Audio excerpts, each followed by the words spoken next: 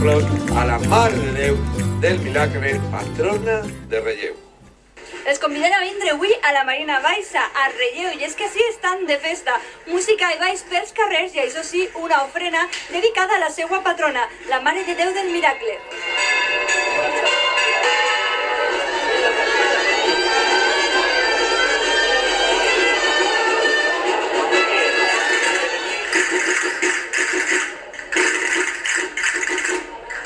Ara l'ofrenda l'encapçala el grup de danses d'ací de Relleu, fent la dansa típica d'ací, la dansa de Relleu. Bueno, així a Relleu, quins llocs propers i quins paratges podem visitar?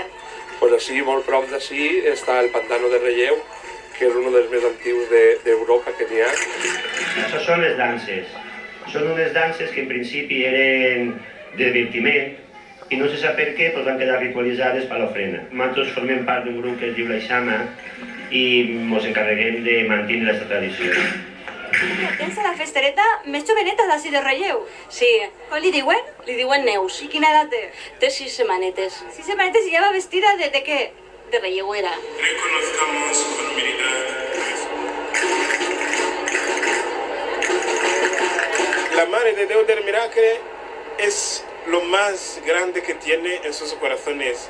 Cada casa que pueda visitar tiene la imagen de la Madre de Dios del Milagre. El pueblo de Relleu vive de corazón con la Madre de Dios del Milagre. Tú me escuchas siempre, pero lo digo con la gente que me rodea. Si decidís visitar Relleu, no s'oblide que les seues festes patronals són a setembre. De tastar quan estiga així, l'olleta de blat. I això sí, visitar l'església de Sant Jaume, on estan les campanes més antigues de la província.